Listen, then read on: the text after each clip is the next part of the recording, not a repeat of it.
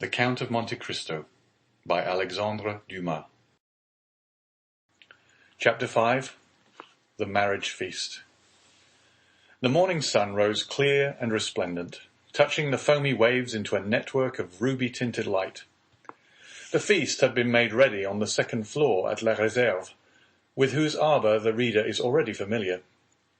The apartment, destined for the purpose, was spacious and lighted by a number of windows, over each of which was written in golden letters, for some inexplicable reason, the name of one of the principal cities of France. Beneath these windows, a wooden balcony extended the entire length of the house, and although the entertainment was fixed for 12 o'clock, an hour previous to that time, the balcony was filled with impatient and expectant guests, consisting of the favoured part of the crew of the Pharaon and other personal friends of the bridegroom, the whole of whom had arrayed themselves in their choicest costumes, in order to do greater honour to the occasion. Various rumours were afloat to the effect that the owners of the Pharaon had promised to attend the nuptial feast, but all seemed unanimous in doubting that an act of such rare and exceeding condescension could possibly be intended.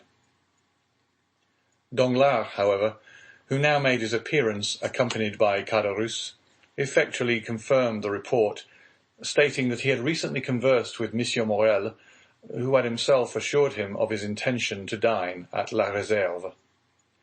In fact, a moment later Monsieur Morel appeared, and was saluted with an enthusiastic burst of applause from the crew of the Pharaon, who hailed the visit of the shipowner as a sure indication that the man whose wedding feast he thus delighted to honour would ere long be first in command of the ship.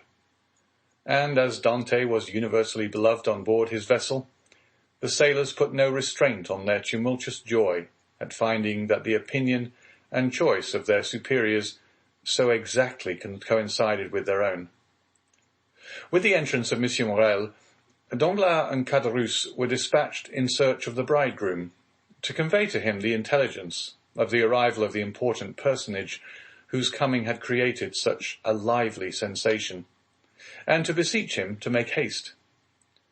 Danglars and Caderousse set off upon their errand at full speed, but ere they had gone many steps, they perceived a group advancing towards them, composed of the betrothed pair, a party of young girls in attendance on the bride, by whose side walked Dante's father, the whole brought up by Fernand, whose lips wore their usual sinister smile. Neither Mercédès nor Edmond observed the strange expression of his countenance. They were so happy that they were conscious only of the sunshine and the presence of each other. Having acquitted themselves of their errand, and exchanged a hearty shake of the hand with Edmond, Danglars and Caderousse took their places beside Fernand and old Dante, the latter of whom attracted universal notice. The old man was attired in a suit of glistening watered silk, trimmed with steel buttons, beautifully cut and polished. His thin but wiry legs were arrayed in a pair of richly embroidered clocked stockings, evidently of English manufacture, while from his three-cornered hat depended a long streaming knot of white and blue ribbons. Thus he came along, supporting himself on a curiously carved stick, his aged countenance lit up with happiness, looking for all the world like one of the aged dandies of 1796, parading the newly opened garden of the Tuileries and Luxembourg. Beside him glided Caderousse, whose desire to partake of the good things provided for the wedding party had induced him to become reconciled to the Dantes, father and son, although there still lingered in his mind a faint and unperfect recollection of the events of the preceding night, just as the brain retains on waking in the morning the dim and misty outline of a dream. As Danglars approached the disappointed lover, he cast on him a look of deep meaning, while Fernand, as he slowly paced behind the happy pair, who seemed in their own unmixed content to have entirely forgotten that such a being as himself existed, was pale and abstracted. Occasionally, however, a deep flush would overspread his countenance, and a nervous contraction distort his features, while, with an agitated and restless gaze, he would glance in the direction of Marseille, like one who either anticipated or foresaw some great and important event. Dante himself was simply but becomingly clad in the dress peculiar to the merchant service, a costume somewhat between a military and a civil garb, and with his fine countenance, radiant with joy and happiness, a more perfect specimen of manly beauty could scarcely be imagined.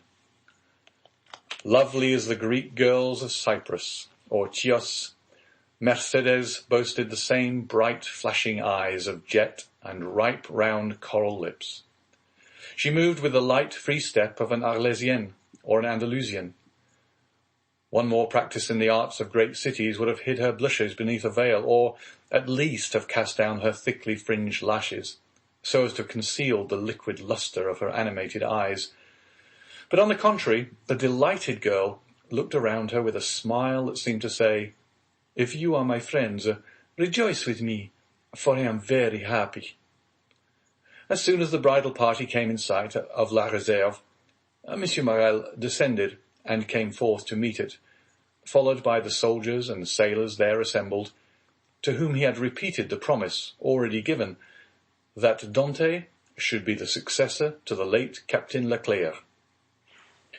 Edmond, at the approach of his patron, respectfully placed the arm of his affianced bride within that of Monsieur Morel, who forthwith, conducting her up the flight of wooden steps leading to the chamber in which the feast was prepared, was gaily followed by the guests, beneath whose heavy tread the slight structure creaked and groaned for the space of several minutes. "Father," said Mercedes, stopping when she had reached the centre of the table, "sit, I pray you, on my right hand. On my left I will place him who has ever been as a brother to me," pointing with a soft and gentle smile to Fernand. But her words and look seemed to inflict the direst torture on him, for his lips became ghastly pale, and even beneath the dark hue of his complexion the blood might be seen retreating as though some sudden pang drove it back to the heart. During this time, Dante, at the opposite side of the table, had been occupied in similarly placing his most honoured guests. Monsieur Morel was seated at his right hand, Danglars at his left, while at a sign from Edmond, the rest of the company ranged themselves as they found it most agreeable. When they began to pass around the dusky piquant Arlesian sausages and lobsters in their dazzling red cuirass, prawns of large size and brilliant colour, the échinu, with its prickly outside and dainty morsel within, the clovy, esteemed by the epicure of the south as more than rivalling the exquisite flavour of the oyster, all the delicacies, in fact, that are cast up by the wash of waters on the sandy beach, and styled by the grateful fishermen fruits of the sea. "A pretty silence, truly," said the old father of the bridegroom, as he carried to his lips a glass of wine of the hue and brightness of the topaz, and which had just been placed before Mercedes herself. "Now, would anybody think that this room contained a happy, merry party, who desired nothing better than to laugh and dance the hours away?" "Ah," sighed Caderousse, "a man cannot always feel happy, because he is about to be married." "The truth is," replied Dante, "that I am too happy for noisy mirth. If that is what you meant by your observation, my worthy friend, you are right. Joy takes a strange effect at times. It seems to oppress us almost the same as sorrow." Danglars looked towards Fernand, whose excitable nature received and betrayed each fresh impression. "Why, what ails you?" asked he of Edmond. "Do you fear any approaching evil? I should say that you were the happiest man alive at this instant." "And that is the very thing that alarms me," returned Dante. "Man does not appear to me to be intended to enjoy felicity so unmixed. Happiness is like the enchanted palaces we read in our childhood, where fierce, fiery dragons defend the entrance and approach, and monsters of all shapes and kinds, requiring to be overcome ere victory is ours. I own that I am lost in wonder to myself, promoted to an honour of which I feel myself unworthy, that of being the husband of Mercédès." "Nay, nay," cried Caderousse, smiling, "you have not attained that honour yet. Mercédès is not your wife yet. Just assume the tone and manner of a husband, and see how she will remind you that your hour is not yet come." The bride blushed, while Fernand, restless and uneasy, seemed to start at every fresh sound, and from time to time wiped away the large drops of perspiration that gathered on his brow. "Well, never mind that, neighbour Caderousse. It is not worth while to contradict me for such a trifle as that. It is true that Mercédès is not actually my wife yet, but," added he, drawing out his watch, "in an hour and a half she will be." A general exclamation of surprise ran round the table, with the exception of the elder Dante, whose laugh displayed the still perfect beauty of his large white teeth. Mercédès looked pleased and gratified, while Fernand grasped the handle of his knife with a convulsive clutch. "In an hour?" inquired Danglars, turning pale. "How is that, my friend?" "Why, thus it is," replied Dante. "Thanks to the influence of Monsieur Morrel, to whom next to my father I owe every blessing I enjoy, every difficulty has been removed. We have purchased permission to waive the usual delay, and at 2:30 the mayor of Marseille will be waiting for us at the city hall. Now, as 1:15 has already struck, I do not consider I have asserted too much in saying that in another hour and 30 minutes Mercédès will have become Madame Dante." Fernand closed his eyes. A burning sensation passed across his brow, and he was compelled to support himself by the table to prevent his falling from his chair. But in spite of all his efforts, he could not refrain from uttering a deep groan, which, however, was lost amid the noisy felicitations of the company. "Upon my word," cried the old man, "you make short work of this kind of affair. Arrived here only yesterday morning, and married today at 3:00. Commend me to a sailor for going the quick way to work." "But," asked Danglars in a timid tone, "how did you manage about the other formality, the contract, the settlement?" "The contract," answered Dante laughingly. "It didn't take long to fix that. Mercédès has no fortune. I have none to settle on her, so you see our papers were quickly written out, and certainly do not come very expensive." This joke elicited a fresh burst of applause. "So that we presumed to be merely the betrothal feast turns out to be the actual wedding dinner," said Danglars. "No, no," answered Dante. "Don't imagine I am going to put you off in that shabby manner. Tomorrow morning I start for Paris, 4 days to go, and the same to return, with 1 day to discharge the commission entrusted to me, is all the time I shall be absent. I shall be back here by the 1st of March, and on the 2nd I give my real marriage feast." This prospect of fresh festivity redoubled the hilarity of the guests to such a degree that the elder Dante, who at the commencement of the repast had commented upon the silence that prevailed, now found it difficult, amid the general din of voices, to obtain a moment's tranquillity in which to drink to the health and prosperity of the bride and bridegroom. Dante, perceiving the affectionate eagerness of his father, responded by a look of grateful pleasure, while Mercédès glanced at the clock and made an expressive gesture to Edmond. Around the table reigned that noisy hilarity which usually prevails at such a time among people sufficiently free from the demands of social position not to feel the trammels of etiquette. Such as at the commencement of the repast had not been able to seat themselves according to their inclination, rose unceremoniously and sought out more agreeable companions. Everybody talked at once, without waiting for a reply, and each one seemed to be contented with expressing his or her own thoughts. Fernand's paleness appeared to have communicated itself to Danglars. As for Fernand himself, he seemed to be enduring the tortures of the damned. Unable to rest, he was among the first to quit the table, and, as though seeking to avoid the hilarious mirth that rose in such deafening sounds, he continued, in utter silence, to pace the farther end of the salon.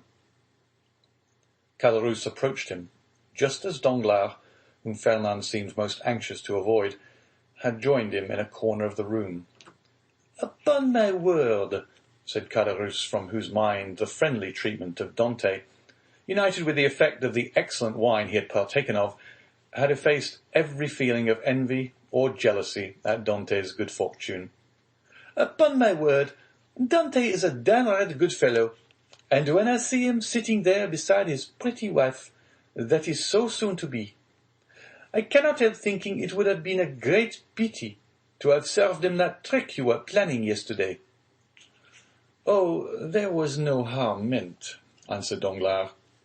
"At first I certainly did feel somewhat uneasy as to what Fernand might be tempted to do, but when I saw how completely he had mastered his feelings, even so far as to become one of his rival's attendants, I knew there was no further cause for apprehension."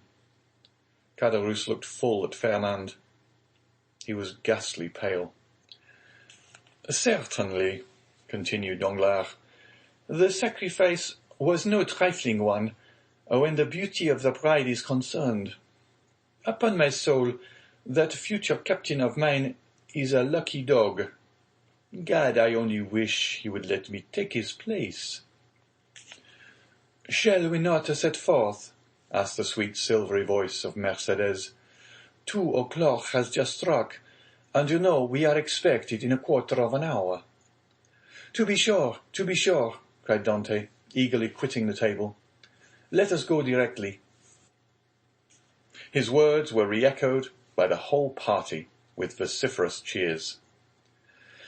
At this moment, Danglars, who had been incessantly observing every change in Fernand's look and manner, saw him stagger and fall back, with an almost convulsive spasm, against a seat placed near one of the open windows.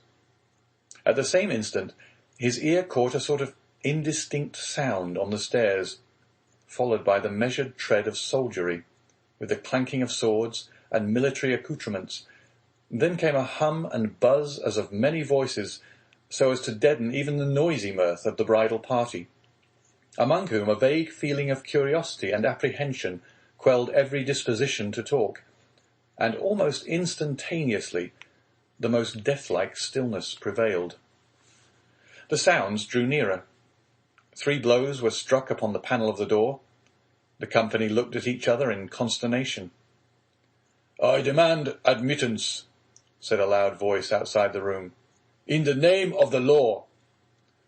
As no attempt was made to prevent it, the door was opened, and a magistrate, wearing his official scarf, presented himself, followed by 4 soldiers and a corporal. Uneasiness now yielded to the most extreme dread on the part of those present. "May I venture to inquire the reason of this unexpected visit?" said M. Morrel, addressing the magistrate, whom he evidently knew. "There is, doubtless, some mistake easily explained." "If it be so," replied the magistrate, "rely upon every reparation being made. Meanwhile, I am the bearer of an order of arrest, and although I must reluctantly perform the task assigned me, it must nevertheless be fulfilled. Who among the persons here assembled answers to the name of Edmond Dante?" Every eye was turned towards the young man, who, spite of the agitation, he could not but feel advanced with dignity, and said in a firm voice, "I am he. What is your pleasure with me?" "Edmond Dante," replied the magistrate, "I arrest you in the name of the law." "Me?" repeated Edmond, slightly changing colour. "And wherefore, I pray?" "I cannot inform you, but you will be duly acquainted with the reasons that have rendered such a step necessary at the preliminary examination." M. Morrel felt that further resistance or remonstrance was useless. He saw before him an officer delegated to enforce the law, and perfectly well knew that it would be as unavailing to seek pity from a magistrate decked with his official scarf as to address a petition to some cold marble effigy. Old Dante, however, sprang forward. There are situations which the heart of a father or a mother cannot be made to understand. He prayed and supplicated in terms so moving that even the officer was touched, and although firm in his duty, he kindly said, "My worthy friend, let me beg of you to calm your apprehensions.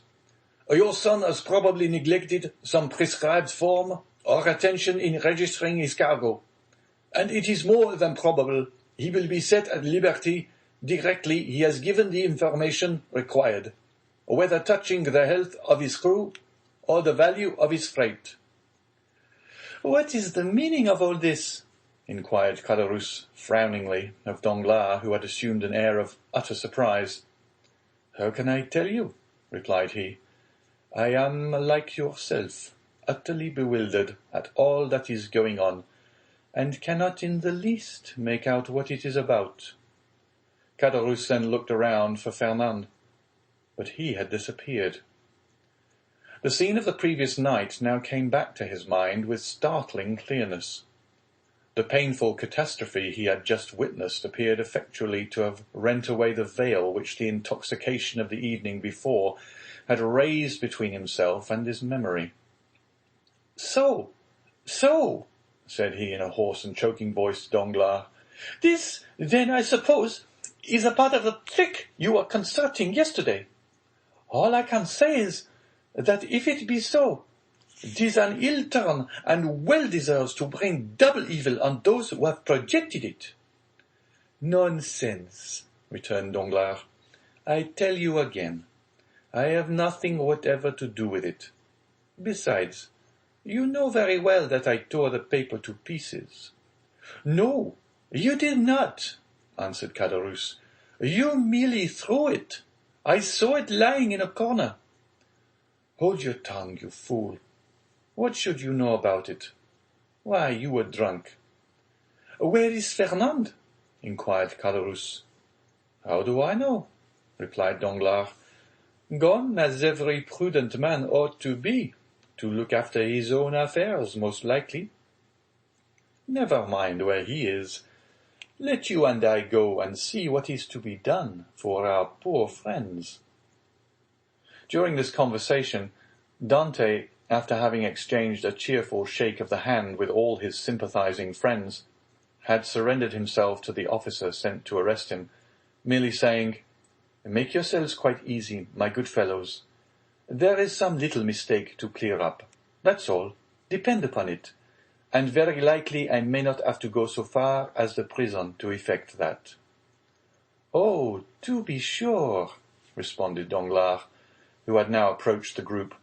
"Nothing more than a mistake. I feel quite certain." Dante descended the staircase, preceded by the magistrate and followed by the soldiers. A carriage awaited him at the door. He got in, followed by 2 soldiers and the magistrate, and the vehicle drove off towards Marseille. "Adieu, adieu, dearest Edmond," cried Mercédès, stretching out her arms to him from the balcony. The prisoner heard the cry, which sounded like the sob of a broken heart, and leaning from the coach, he called out, "Goodbye, Mercédès. We shall soon meet again." Then the vehicle disappeared round one of the turnings of Fort Saint-Nicolas. "Wait for me here, all of you," cried Monsieur Morel. "I will take the first conveyance I find and hurry to Marseille, whence I will bring you word how all is going on." "That's right," exclaimed a multitude of voices. "Go, and return as quickly as you can." This second departure was followed by a long and fearful state of terrified silence on the part of those who were left behind. The old father and Mercédès remained for some time apart, each absorbed in grief. But at length the 2 poor victims of the same blow raised their eyes and, with simultaneous burst of feeling, rushed into each other's arms. Meanwhile, Fernand made his appearance, poured out for himself a glass of water with a trembling hand, then hastily swallowing it, went to sit down at the first vacant place, and this was, by mere chance, placed next to the seat on which poor Mercédès had fallen, half fainting. When released from the warm and affectionate embrace of old Dante, instinctively Fernand drew back his chair. "He is the cause of all this misery. I am quite sure of it," whispered Caderousse, who had never taken his eyes off Fernand, to Danglars. "I don't think so," answered the other. "He is too stupid to imagine such a scheme. I only hope the mischief will fall upon the head of whoever wrought it." "You don't mention those who aided and abetted the deed," said Caderousse. "Surely," answered Danglars, "one cannot be held responsible for every chance arrow shot into the air." "You can indeed, when the arrow lights point downward on somebody's head." Meantime, the subject of the arrest was being canvassed in every different form. "What think you, Danglars?" said one of the party, turning towards him, "of this event?" "Why," replied he, "I think it just possible Dante may have been detected with some trifling article on board ship, considered here as contraband." "But how could he have done so without your knowledge, Danglars, since you are the ship's supercargo?" "Why, as for that, I could only know what I was told respecting the merchandise with which the vessel was laden. I know she was loaded with cotton, and that she took in her freight at Alexandria from Pastre's warehouse, and at Smyrna from Pascal's. That is all I was obliged to know, and I beg I may not be asked for any further particulars." "Now I recollect," said the afflicted old father. "My poor boy told me yesterday he had got a small case of coffee and another of tobacco for me." "There, you see," exclaimed Danglars. "Now the mischief is out. Depend upon it, the custom-house people went rummaging about the ship in our absence, and discovered poor Dante's hidden treasures." Mercédès, however, paid no heed to this explanation of her lover's arrest. Her grief, which she had hitherto tried to restrain, now burst out in a violent fit of hysterical sobbing. "Come, come," said the old man. "Be comforted, my poor child. There is still hope." "Hope," repeated Danglars. "Hope," faintly murmured Fernand, but the words seemed to die away on his pale, agitated lips, and a convulsive spasm passed over his countenance. "Good news! Good news!" shouted forth one of the party stationed in the balcony on the lookout. "Here comes Monsieur Morrel back. No doubt now we shall hear that our friend is released." Mercédès and the old man rushed to meet the shipowner, and greeted him at the door. He was very pale. "What news?" exclaimed a general burst of voices. "Alas, my friends," replied Monsieur Morrel, with a mournful shake of his head, "the thing has assumed a more serious aspect than I expected." "Oh, indeed, sir, he is innocent," sobbed forth Mercédès. "That I believe," answered Monsieur Morrel, "but still he is charged." "With what?" inquired the elder Dante. "With being an agent of the Bonapartist faction." And many of our readers may be able to recollect how formidable such an accusation became in the period at which our story is dated. A despairing cry escaped the pale lips of Mercédès. The old man sank into a chair. "Ah, Danglars," whispered Caderousse, "you have deceived me. The trick you spoke of last night has been played. But I cannot suffer a poor old man or an innocent girl to die of grief through your fault. I am determined to tell them all about it." "Be silent, you simpleton," cried Danglars, grasping him by the arm, "or I will not answer even for your own safety. Who can tell whether Dante be innocent or guilty? The vessel did touch at Elba. where he quitted it and passed a whole day in the island. Now, should any letters or other documents of a compromising character be found upon him, will it not be taken for granted that all who uphold him are his accomplice? With the rapid instinct of selfishness, Caderousse readily perceived the solidity of this mode of reasoning. He gazed doubtfully, wistfully on Danglars, and then caution supplanted generosity. "Suppose we wait a while, and see what comes of it," said he, casting a bewildered look on his companion. "To be sure," answered Danglars, "let us wait, by all means. If he be innocent, of course he will be set at liberty. If guilty, why, it is no use involving ourselves in a conspiracy. Let us go, then. I cannot stay here any longer."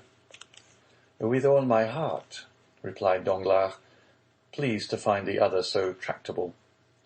"Let us take ourselves out of the way, and leave things for the present to take their course." After their departure, Fernand, who had now again become the friend and protector of Mercédès, led the girl to her home, while the friends of Dante conducted the now half-fainting man back to his abode. The rumour of Edmond's arrest as a Bonapartist agent was not slow in circulating throughout the city. "Could you ever have credited such a thing, my dear Danglars?" asked Monsieur Morrel, as on his return to the port for the purpose of gleaning fresh tidings of Dante from Monsieur de Villefort, the assistant procureur, he overtook his supercargo and Caderousse. "Could you believe such a thing possible?" "Why, you know I told you," replied Danglars, "that I considered the circumstance of his having anchored at the island of Elba as a very suspicious circumstance." "And did you mention these suspicions to any person beside myself?" "Certainly not," returned Danglars, then added in a low whisper, "You understand that on account of your uncle, Monsieur Policar Morrel, who served under the other government, and who does not altogether conceal what he thinks on the subject, you are strongly suspected of regretting the abdication of Napoleon. I should have feared to injure both Edmond and yourself, had I divulged my own apprehensions to a soul. I am too well aware that, though a subordinate like myself is bound to acquaint the shipowner with everything that occurs, there are many things he ought most carefully to conceal from all else." "'Tis well, Danglars, 'tis well," replied Monsieur Morrel. "You are a worthy fellow, and I had already thought of your interests in the event of poor Edmond having become captain of the Fair One."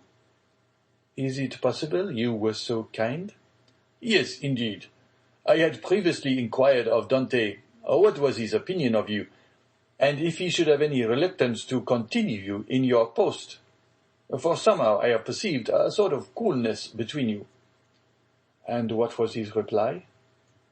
"That he certainly did think he had given you offence in an affair which he merely referred to without entering into particulars, but that whoever possessed the good opinion and confidence of the ship's owner would have his preference also."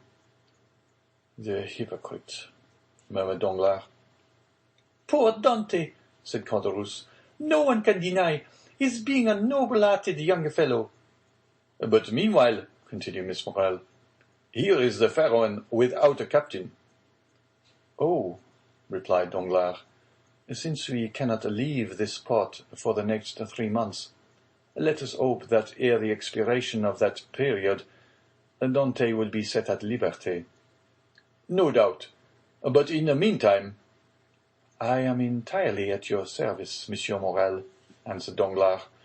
"You know that I am as capable of managing a ship as the most experienced captain in the service, and it will be so far advantageous to you to accept my service, that upon Edmond's release from prison, no further change will be requisite on board the Fair One than for Dante and myself each to resume our respective posts." Thanks, Danglars. That will smooth over all difficulty. I fully authorize you at once to assume the command of the Pharaon, and look carefully to the unloading of her freight.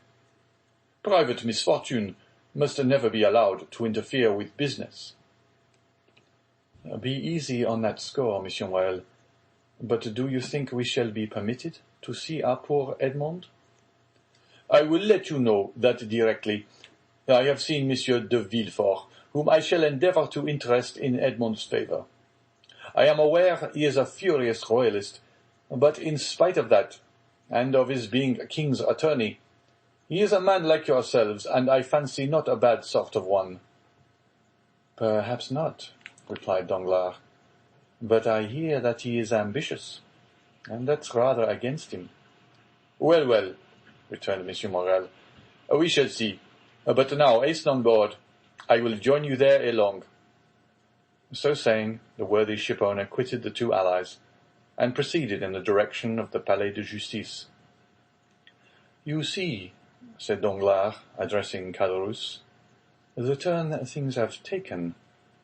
Do you still feel any desire to stand up in his defence? Not the slightest, but yet it seems to me a shocking thing that a mere joke should lead to such consequences. But who perpetrated that joke? Let me ask. Neither you nor myself, but Fernand. You knew very well that I threw the paper into a corner of the room. Indeed, I fancied I had destroyed it. Oh, no, replied Caderousse. That I can answer for you. You did not. I only wish I could see it now as plainly as I saw it lying all crushed and crumpled in a corner of the arbor. Well then, if you did, depend upon it, Fernand picked it up and either copied it or caused it to be copied. Perhaps even he did not take the trouble of recopying it. And now I think of it, by heavens, he may have sent the letter himself. Fortunately for me, the handwriting was disguised. Then you are aware of Dante being engaged in a conspiracy? Not I. As I before said, I thought the whole thing was a joke, nothing more. It seems, however, that I have unconsciously stumbled upon the truth. Still, argued Caderousse, I would give a great deal if nothing of the kind had happened, or at least that I had had no hand in it. You will see, Danglars, that it will turn out an unlucky job for both of us. Nonsense. If any harm come of it, it should fall on the guilty person, and that you know is Fernand. How can we be implicated in any way? All we have to do is to keep our own counsel and remain perfectly quiet, not breathing a word to any living soul. And you will see that the storm will pass away without in the least affecting us. Amen, responded Caderousse, waving his hand in token of adieu to Danglars, and bending his steps towards the Allée de Meilhan, moving his head to and fro, and muttering as he went, after the manner of one whose mind was overcharged with one absorbing idea. So far, then, said Danglars, mentally, all has gone as I would have it. I am temporarily commander of the Pharaon, with the certainty of being permanently so, if that fool of a Caderousse can be persuaded to hold his tongue. My only fear is the chance of Dante being released. But there, he is in the hands of justice. And, added he with a smile, she will take her own.